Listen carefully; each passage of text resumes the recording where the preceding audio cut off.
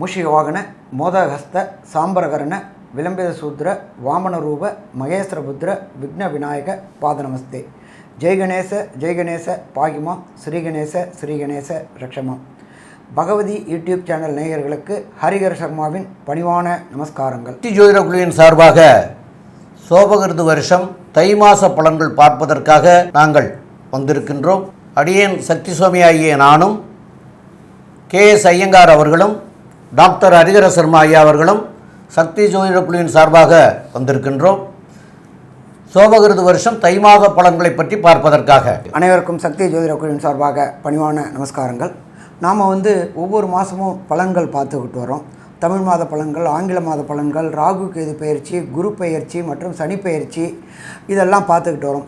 அதுபடி இந்த ட்ரிப்பு நாம் பார்க்க போகிறது தை மாத பயிற்சி. தை மாத பலன்கள் எப்படி இருக்குது அப்படின்னு பார்க்க போகிறோம். 1, தை மாதத்தில் என்னென்ன விசேஷங்கள் இருக்குது அப்படின்னு பார்க்க போகிறோம். 2, தை மாதத்தில் கோல்சாரத்தில் என்னென்ன கிரகங்கள் இருக்குது அப்படின்னு பார்க்க போகிறோம். 3, இப்போ பொறுத்தளவுக்கு நிகழும் மங்களகரமான சோபகிருது வருஷம் 15/1/2024 திங்கட்கிழமை தை மாதம் 1ஆம் தேதி பிறக்குது.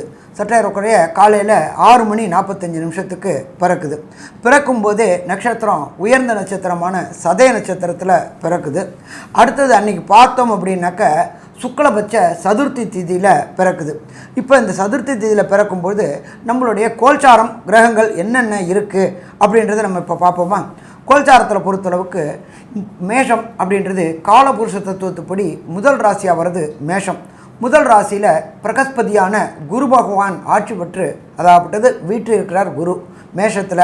அப்போ இதே காலகட்டங்களில் பிறக்குது. அதுக்கு அடுத்தது பார்த்தோம் அப்படின்னாக்க 6ஆம் இடமான கன்னியா ராசியில் பொறுத்தளவுக்கு கேது பகவான் இருக்கார். அதுக்கு அடுத்தது காலபுருஷ தத்துவத்தின்படி 8ஆவது ராசியான விருச்சிக ராசியில் சுக்கிர பகவான் இருக்கார். அதுக்கு அடுத்தது செவ்வாயும் புத பகவானும் இந்த தை மாதம் பிறக்கிற காலகட்டங்களில் இருக்காங்க. சூரிய பகவான் மகரத்தில் இருக்கார். இந்த காலகட்டங்கள் அப்படின்றது அயனங்கள் மாறக்கூடிய காலகட்டங்கள். அப்போ இது மகர சங்கிரமணம் கூடக்கூடிய காலகட்டங்கள். மகர சங்கிரமணம் அப்படின்னாக்க சங்கராந்தி அப்படின்றது கூடக்கூடிய காலகட்டங்கள். மார்கழியிலேருந்து தைக்கு வர்றது மகர சங்கிரமணம் அப்படிம்போம். உத்தராயணத்துலேருந்து தட்சிணாயணம் மாறக்கூடிய காலகட்டங்கள் அப்படின்றது ரொம்ப விசேஷமானது. இந்த காலகட்டங்கள் பாதங்களில் மார்கழி அப்படின்னாங்க. அதுக்கு அடுத்தது தை அப்படின்னாலே நம்மளை பொறுத்தளவுக்கு வரக்கூடியது மகர ஜோதி அப்படின்றது வரக்கூடியது. அடுத்தது பார்த்தோம் அப்படின்னாக்க சனி பகவான் வீட்டில் இருக்கிற இடம் அவருடைய சொந்த வீடான கும்பத்தில் வீட்டில் இருக்கார். அதுக்கு அடுத்தது காலபுருஷத்தின் 12ஆம் இடமான மீனத்தில் ராகு பகவான் ஆட்சி பெற்று இருக்கிறார். ஆட்சி பெற்றுனாக்க ராகு கேதுக்கு எப்போதுமே வீடு கிடையாது. அவர் எந்த வீட்டில் இருக்கிறாரோ அந்த வீட்டோட காரகத்துவத்தை எடுத்து செய்யக்கூடியவர் சாயா கிரகங்களான ராகு கேது பகவான். அடுத்தது இந்த மாதத்தில் பொறுத்தளவுக்கு என்னென்ன சிறப்பு விசேஷம் இருக்குது அப்படின்னாக்க நம்மளுடைய ஜோதிட சாஸ்திரத்தில் மட்டும் இல்லை, நம்மளோட வழக்கு மொழியிலே என்ன சொல்லுவோம் அப்படின்னாக்க தை பிறந்தா வழி பிறக்கும் அப்படிம்போம். அப்படி பிறக்கக்கூடிய தை பிறக்கிறது 15/1/2024. அதுதான் தை பொங்கல். பொங்கல் அப்படின்றத பொறுத்தளவுக்கு சூரிய பகவானை வணங்கக்கூடிய நாள். அப்போ இந்த காலகட்டங்களில் 15/1/2024 தை பொங்கல். அதுக்கு அடுத்தது நம்ம என்ன ஜோதிட சாஸ்திரத்தில் மட்டும் இல்லை, நம்மளுடைய நடைமுறையிலேயே நமக்கு யார் யார் சோறு போடுறாங்களோ, நமக்கு யார் யார் அன்னம் கொடுக்குறாங்களோ, யார் யார் மூலியமாக அன்னம் வருதோ அது எல்லாத்தையுமே நாம் தெய்வமாக பாவிக்கிறோம். அது மாடாக இருந்தாலும் சரி, அது இயந்திரமாக இருந்தாலும் சரி. அப்போ அந்த மாடு உழவுக்கு பயன்படக்கூடியது அந்த மாடு. அதனால் அன்றைய தினம் அப்படின்றது 16/1/2024 மாட்டுப் பொங்கலாக கொண்டாடுறோம். இந்த மாட்டுப் பொங்கலாக கொண்டாடுறது அப்படின்றது உழவுக்கு முக்கியமானது அந்த மாடு, அதுக்காக கொண்டாடுறோம். அதுக்கு அடுத்தது நமக்கு சோறு போடுறது யார் அப்படின்னாக்க உழவர்கள் தான். உழவர்களை கௌரவிக்கக்கூடிய தினம் அப்படின்னு பார்த்தோம்னாக்க 17/1/2024 உழவர் தினமாக இருக்குது. அதுக்கு அடுத்தது மிக முக்கியமானது தை பிறந்தா வழி பிறக்கும் அப்படிம்பாங்க. எம்பெருமான் முருகப்பெருமானுக்கு உகந்த நாள் அப்படின்றது தைப்பூசம். இந்த தைப்பூசம் அப்படின்றது 25/1/2024. அது மட்டும் இல்லை, அன்றைக்கி பௌர்ணமி தினமாகவும் இருக்குது. தைப்பூசம் அப்படின்னாலே பழனியில் பொறுத்தளவுக்கு மிக பிரம்மாண்டமானது. எல்லா முருகன் கோயிலையும் பூசம் விசேஷமானது. தை மாதத்தில் வர பூசம் ரொம்ப விசேஷமானது, பழனியில் விசேஷமானது. அதுக்கு அடுத்தது பார்த்தோம்னாக்க 30/1/2024 நம்மளுடைய ஆராதனை தியாக பிரம்மம். இந்த நாட்டியம் மற்றும் கலைகள் எல்லாத்துக்குமே முக்கியமானவர் அப்படின்றது தியாக பிரம்மம். தியாக பிரம்மத்துடைய ஆராதனை நாள் திருவையாறில் அன்றைக்கி பார்த்தீங்க அப்படின்னாக்க உலகத்தில் உள்ள அத்தனை கலைஞர்களும், அது சின்ன திரை கலைஞராக இருக்கட்டும், அது பெரிய திரை கலைஞராக இருக்கட்டும், இசை கலைஞராக இருக்கட்டும், நாட்டிய கலைஞர்களாக இருக்கட்டும், அத்தனை பேரும் ஒன்று கூடக்கூடிய நேரம், ஒன்று கூடக்கூடிய நாள் அப்படின்றது 30/1/2024. அதுக்கு அடுத்தது பார்த்தோம் அப்படின்னாக்க நம்மளை பொறுத்தளவுக்கு அமாவாசை அப்படின்றது ரொம்ப விசேஷமான தினம். அமாவாசைனா என்ன அப்படின்னாக்க பித்ருக்கள் நம்ம வீட்டுக்கு வரக்கூடிய தினம். இதில் பார்த்திங்கன்னா வருஷத்தில் 3 அமாவாசை மிக மிக விசேஷமான தினம். 1 மகாலய அமாவாசை, 2 ஆடி அமாவாசை, 3 தை அமாவாசை. இப்போ ஒரு சில பேர் என்ன பண்ணியிருப்பாங்க, இறந்தவங்களுக்கு திதி தெரியாதனால திதி கொடுக்காமல் இருந்திருப்பாங்க. எந்தவங்களுக்கு திதி கொடுக்கலையோ அவங்களுக்கு 5ஆம் இடம் பாதிக்கப்பட்டிருக்கும். 5ஆம் இடம்ன்றது பூர்வ புண்ணிய புத்திரஸ்தானம். அப்போ இந்த திதி தெரியாதவங்களை பொறுத்தளவுக்கு வருகின்ற 9/2/2024 தை அமாவாசை. இந்த தை அமாவாசையில் பொறுத்தளவுக்கு கொடுக்கக்கூடிய இடம் ஏதாவது ஒரு ஆறு அல்லது ஏரி அல்லது குளம் அல்லது கடல், இதை மாதிரி இடத்துல கொடுக்கும்பொழுது அந்த பித்திருக்களுக்கு ஒரு நாள் ஆகாரம். அமாவாசை அப்படின்னாலே அது ஒரு நாள் ஆகாரம். எள்ளு, நெல், அக்ஷதை இறைச்சி கொடுக்கக்கூடியது. எப்போ ஒருத்தங்களுக்கு பித்ருக்கள் ஆசீர்வாதமும் எப்போ ஒருத்தங்களுக்கு குலதெய்வ ஆசீர்வாதமும் வருதோ அப்போ ஆட்டோமேட்டிக்காக அந்த குடும்பத்தில் நல்லது நடக்கும். ஒரு சில பேருக்கு பார்த்தீங்க அப்படின்னாக்க பித்ருக்கள் ஆசீர்வாதம் இல்லாதனால திருமணம் தடை தாமதம்லாம் ஏற்பட்டிருக்கும். அவங்கெல்லாம் இந்த வரக்கூடிய தை அமாவாசையான 9/2/2024 அன்னைக்கு உங்களுடைய பித்ருக்கள் அத்தனை பேருக்குமே, தெரிஞ்சவங்க தெரியாதவங்க இருக்கிறவங்க எல்லாருக்குமே அங்கே கொடுக்கலாம். அப்போ கொடுக்கும்பொழுது குடும்பத்தில் நல்லது நடக்கக்கூடிய வாய்ப்புகள் உண்டு. இப்போ இதுக்கு அடுத்து நம்ம பார்க்க போகிறது ஒவ்வொரு ராசிக்கும் இந்த தை மாதத்தில் என்னென்ன நற்பலன்கள், என்னென்ன கெடுபலன்கள், அதே தவிர என்னென்ன விசேஷ தினங்கள் பார்த்துட்டோம். அதுக்கு அடுத்தது சந்திராசிரம தினங்கள். சந்திராசிரம தினங்கள்னாக்க முக்கியமான முடிவு எடுக்கக்கூடியதை தவிர்க்கக்கூடிய தினங்கள் என்னென்னு பார்க்க போகிறோம். அதுக்கு அடுத்தது என்ன பார்க்க போகிறோம் அப்படின்னாக்க, ஒரு சில பேருக்கு தசாநாதன், புத்திநாதன், அந்தரநாதன், சூட்சுமநாதன் சரியில்லை அப்படின்னாக்க அதற்கு உண்டான ஒவ்வொரு ராசிக்கும் உண்டான எளிய பரிகாரையும் பார்க்க போகிறோம். பொதுவாகவே இந்த மாச பலன்னு சொல்லக்கூடியது மாச கிரகங்கள்னு சொல்கிற சூரியன், புதன், சுக்கிரன் மற்றும் செவ்வாய், இந்த 4 கிரகங்களினுடைய பெயர்ச்சிகளை வச்சு சொல்லக்கூடியது. சூரியன் ஒரு ராசியிலிருந்து அடுத்த ராசிக்கு போகக்கூடியதை சௌரமானம்னு சொல்லக்கூடிய மாத பிறப்பா, அதாவது அந்த மாதம் பிறக்கிறத சொல்கிறது. இந்த வாட்டி தனுசு ராசியிலிருந்து மகர ராசிக்கு சூரிய பகவான் போகிறார். அது 15ஆம் தேதி ஆறுது. இந்த மாதத்தில் பார்த்தாலேயானால் செவ்வாய் பகவானும் சரி, புத பகவானும் சரி, சுக்கிர பகவானும் சரி, அவள் இருக்கக்கூடிய ராசியிலிருந்து அடுத்த ராசிக்கு போகிறான். சுக்கிர பகவான் 19ஆம் தேதி, அதாவது 19/1/2024 அன்னைக்கு அவர் விருச்சிகத்திலிருந்து தனுசுக்கும், அதற்கு பிறகு 27/1/2024 அன்னைக்கு புத பகவான் அவர் தனுசிலிருந்து மகரத்திற்கும், செவ்வாய் பகவான் 4/2/2024 அன்னைக்கு தனுசிலிருந்து மகரத்திற்கும் போகிறார். அதனால் இதையும் கணக்கில் எடுத்துட்டு இந்த மாதத்தினுடைய பலனை ஒன்றா பார்க்கலாம். துலாம், சித்திரை, சுவாதி, விசாகம், இந்த 3 நட்சத்திரம் 9 பாதங்களை கொண்ட ராசி. ராசியின் அதிபதினு சொல்லக்கூடியவர் சுக்கிர பகவான். இந்த மாதம் தை மாதமான இந்த மாதத்தில் பார்த்தேன்னா உங்களுடைய ராசிக்கு 11ஆம் அதிபதி 4ஆம் இடத்துல இருக்கிறது விசேஷம். உங்களுடைய ராசியை குரு பகவான் பார்க்கறதுனால உடல் நலத்தில் நல்ல ஏற்றம் இருக்கக்கூடிய காலகட்டமாக இருக்குது. உங்களுடைய 2ஆம் அதிபதினு சொல்லக்கூடிய செவ்வாய் பகவானும் 3ஆம் இடத்துல பரிவர்த்தனை யோகத்தில் இருக்கிறது பெரிய விசேஷம். எல்லா முயற்சிகளும் நிச்சயமாக வெற்றி பெறக்கூடிய காலகட்டமாக அமையிறது. வீட்டுக்குன்னு தனியாக ஏதாவது அலங்கார பொருட்கள் வாங்கக்கூடிய காலகட்டமாக இது அமையும். பண வரவிற்கு பஞ்சம் இருக்காது. எல்லா விஷயங்களிலும் பெரிய ஏற்றம் இருக்கக்கூடிய காலகட்டமாக இருக்குது. ராசிக்கு 12ஆம் இடத்துல இருக்கக்கூடிய கேது பகவான் நீங்கள் சொந்த ஊருக்கு போய் அங்கே இருக்கக்கூடிய எல்லை தெய்வங்களுக்கு நீங்கள் வணக்கம் செலுத்துவீர்கள். அதை தவிர இந்த சித்தர்கள் சமாதி, இந்த மாதிரியான விஷயங்களுக்கு போயிட்டு வருவீங்க. இந்த மாதத்தில் பார்த்தாலேயானால் உங்களுக்கு 5ஆம் இடத்துல சனி பகவான், 6ஆம் இடத்துல ராகு பகவான், இது எல்லாமே ஏற்றமான காலமாக இந்த தை மாதம் அமையிறது.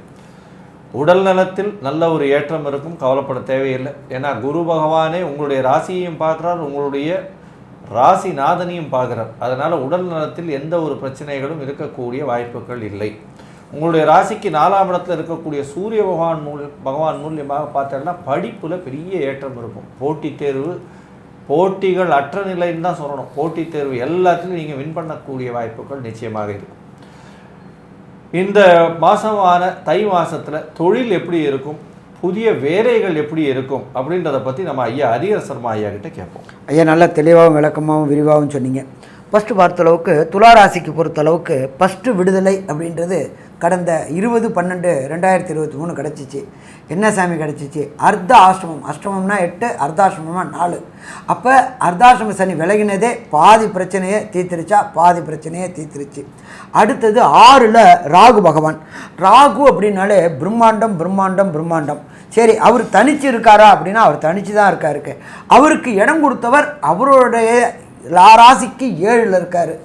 இதுவரை வேலையில் இருந்த குழப்பங்கள், உங்களுக்கும் உங்கள் மேலதிகாரிக்கும் ஒரு அண்டர்ஸ்டாண்டிங் இல்லாமல் மிஸ் அண்டர்ஸ்டாண்டிங் இருந்துகிட்டு இருந்துச்சு.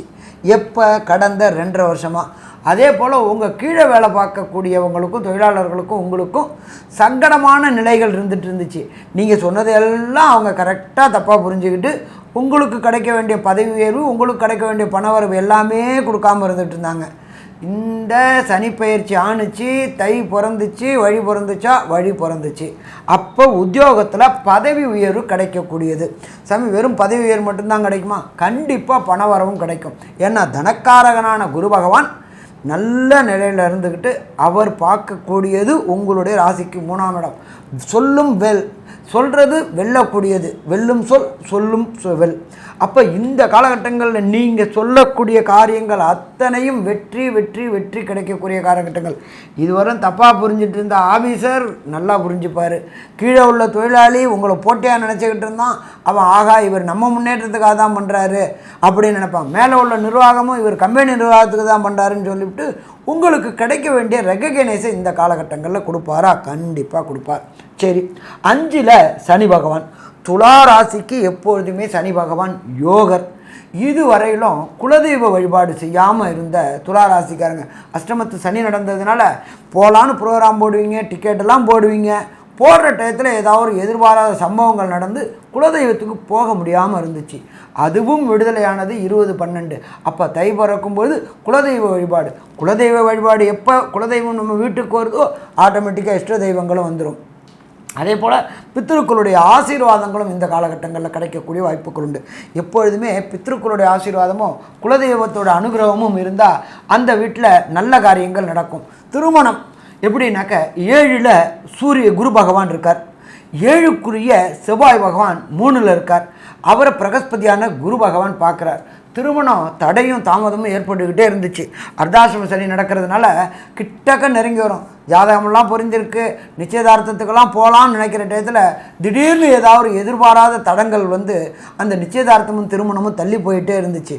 தை பிறந்துச்சு, வழி பிறக்குது. அப்போ கண்டிப்பாக வெற்றி கிடைக்கக்கூடிய வாய்ப்புகள் உண்டு. திருமணத்தில் உண்டான தடையும் தாமதமும் விலகக்கூடிய வாய்ப்புகளும் உண்டு.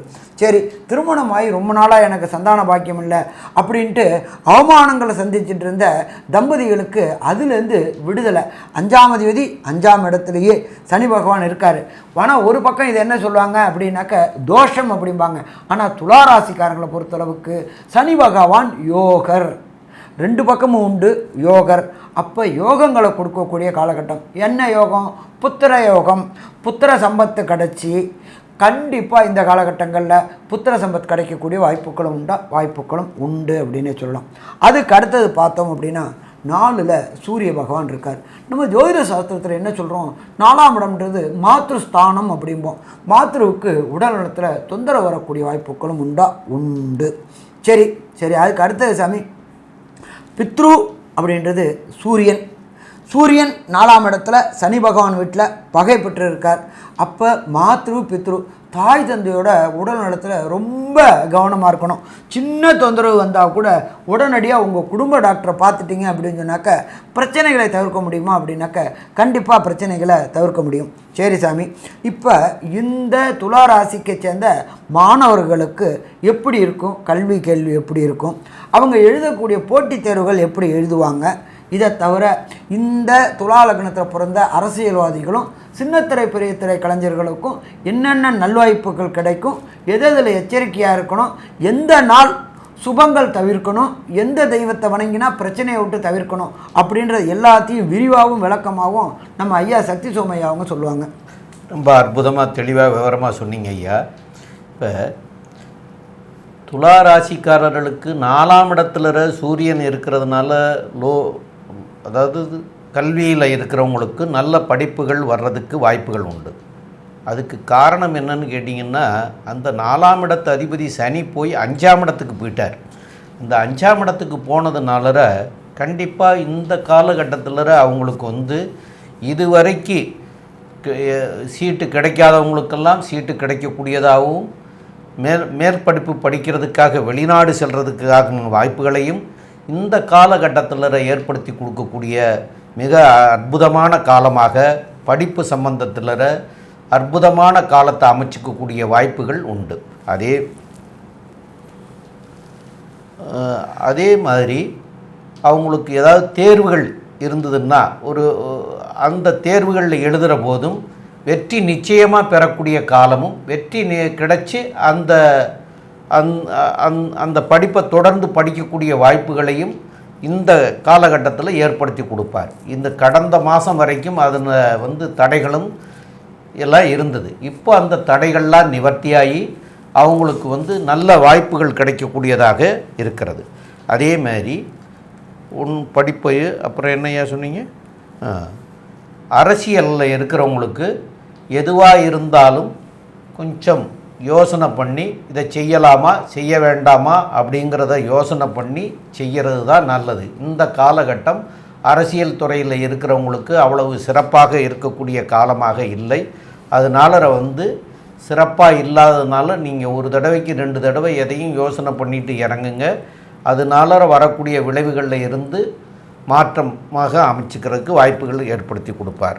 மேலும் கலைத்துறையில் உள்ளவங்களுக்கு உங்களுடைய ராசிக்கு 7ஆம் இடத்து அதிபதி செவ்வாய் 3ஆம் இடத்துல இருக்கிறதுனால கலைத்துறை சம்பந்தப்பட்டவர்கள், சின்ன திரை பெரிய திரை இந்த மாரி உள்ள கலைஞர்கள் அனைவருக்கும் இந்த காலகட்டத்தில் ராகு 6ல் இருக்கிறதுனாலையும், உங்களுடைய ராசிக்கு 10ஆம் இடத்துக்குரியவரும் நல்ல நிலைமையில் இருக்கிறதுனாலையும் இந்த காலகட்டத்தில் இதுவரைக்கும் வேலை வாய்ப்புகள் இல்லாமல் இருந்தவங்களுக்கு வேலை வாய்ப்புகள் அமைகிறதுக்கும், அதில் முன்னேற்றமான இப்போ நான் முன்னேற்றம் அடைகிறதுக்கு உண்டான வாய்ப்புகளையும் இந்த காலகட்டத்தில் ஏற்படுத்தி கொடுப்பார்.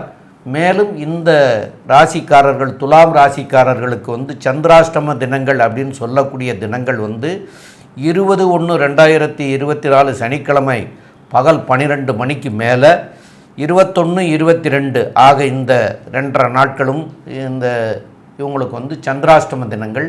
இந்த சந்திரன் என்பவர் மனோகாரகன். அப்போ உங்களுடைய மனம் ஒருநிலைப்படுத்த முடியாத நிலையினால் தவறுதலான முடிவுகளை எடுக்கக்கூடிய சூழ்நிலைகள் ஏற்படும். அதனால் இந்த 2 நாட்களும், இந்த 2.5 நாட்கள் நீங்கள் வெளியூர் வெளிநாடு பிரயாணங்களை தவிர்க்கிறதும், அதே சமயத்தில் புதிதான காரியங்கள் தொடங்குவதையும் தவிர்க்கிறதையும் மாற்றி அமைச்சுக்கிறது சால சிறந்ததாக இருக்கும். மேலும் உள்ள இந்த காலகட்டத்தில் உங்களுடைய ராசிக்கு 4ஆம் இடத்துல சூரிய பகவான் இருக்கிறதுனாலையும், அதே சமயம் உங்களுடைய ராசிக்கு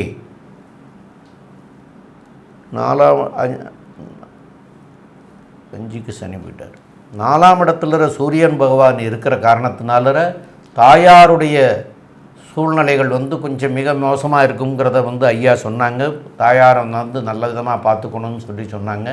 அப்போ தாயாருடைய நிலை நல்லா இருக்கணும் அப்படிங்கிறதுக்காகவும், உங்களுடைய ராசி பிரகாரம் தாயாருக்காகவும் உங்களுக்காகவும் இது மகாலட்சுமியை போய் வணங்குவதும், வெள்ளிக்கிழமை தோறும் மகாலட்சுமியை வணங்குவதும், அல்லது மகாலட்சுமி கோயில் மிக அருகில் இல்லை அப்படின்னு சொன்னால் வெள்ளிக்கிழமை அன்னைக்கு ராகுகால நேரத்தில் துர்க்கையை போய் வணங்குவதும் சால சிறந்ததாக இருக்கும். மேற்கொண்டு உள்ள விவரங்களை பற்றி நம்முடைய ஐயங்கார் அவங்க சொல்லுவாங்க. ஐயா, துளாராசியை பொறுத்தவரையிலும் திருமண பாக்கியம் வந்தாச்சு. திருமண யோகம் நல்லபடியாக இருக்குது. ஏன்னா ராசியையும் குரு பார்க்குறார். சமசப்தமத்தில் குரு பகவான், நல்ல ஒரு ஏற்றமான காலம். திருமணத்திற்கு பார்த்து கொண்டிருப்பவர்களுக்கு திருமண யோகம் வந்தாச்சு. முயற்சிகள் அனைத்தும் வெற்றி பெறும். வெளிநாடு போக வேண்டிய கூட காலங்கள் ஏற்பட்டிருக்கு. புதிய வேலை கிடைக்கக்கூடிய காலங்கள் இருக்குது. போட்டித் தேர்வில் நிச்சயமான வெற்றி. போட்டிகள் அற்ற நிலை இருக்கக்கூடிய காலகட்டம். அரசியல் பிரமுகர்களுக்கு நல்ல ஒரு ஏற்றமான காலம். இந்த அரசு சார்ந்த வேலைகளில் இருப்பவர்களுக்கு பெரிய ஏற்றம் கிடைக்கும், ப்ரமோஷன் கிடைக்கக்கூடிய காலகட்டமாக இருக்குது. செய்யக்கூடிய வேலையில் வந்து புதிய மாற்றங்கள் வரக்கூடிய காலகட்டமாக இருக்கும். பண வரவிற்கு தட்டுப்பாடு இருக்காது. உங்களுக்கு புதிய வீடு மனை வாங்கக்கூடிய பாக்கியம் உண்டு. தொழிலில் பெரிய லாபத்தை அடையக்கூடிய பாக்கியங்கள் நிச்சயமாக இருக்கும். சொந்த ஊர் கோவிலுக்கு போயிட்டு வருவீங்க. சொந்த ஊர் கோவில்னால் நீங்கள் வந்து எந்த ஊர்லேருந்து பிறந்தீங்களோ, உங்கள் தந்தையார், அவருக்கு முன்னாடி முப்பாட்டனார் இவங்கெல்லாம் இருந்த ஊருக்கு போயிட்டு அங்கே இருக்கிற எல்லை கோவிலை போய் சேவிச்சுட்டு வருவீங்க. நல்ல ஒரு ஏற்றம் இருக்கும். அதை தவிர சித்தர்கள் பூமியில் போய் பார்த்துட்டு வருவீங்க. அதெல்லாம் ஒரு பெரிய ஏற்றம் இருக்கக்கூடிய காலகட்டமாக இருக்குது. இந்த மாதம் பார்த்தேன்னா தை மாதம் இந்த துளாராசிக்காரர்களுக்கு பெரிய ஏற்றமான மாதம். இந்த மாதத்தில் வந்து எல்லா விதமான சௌக்கியங்களும் வரும், புதிய வேலைகளும் வரும், போட்டித் தேர்வில் வெற்றி வரும். எல்லா விஷயத்திலையும் பெரிய வெற்றின்னு சொல்லக்கூடிய அளவுக்கு வெற்றிகரமான இந்த மாதமாக இருக்குது அப்படின்னு இந்த சக்தி ஜோதிட குழு சொல்லுது. நன்றி, நமஸ்காரம். ஸ்ரீ பகவதி யூடியூப் சேனல் பார்த்த அன்பர்களுக்கு நன்றி. இதே போன்று ஆன்மீக தொடர்புடைய ஜோதிட தொடர்புடைய தகவல்களை தொடர்ந்து நீங்கள் பெற ஸ்ரீ பகவதி யூடியூப் சேனலை சப்ஸ்கிரைப் செய்யுங்கள் மற்றும் அருகில் உள்ள பெல் ஐகானை அதை அழுத்தினீர்கள் என்றால் தொடர்ந்து என்னுடைய சேனலை பார்க்க முடியும். நன்றி, நமஸ்காரம்.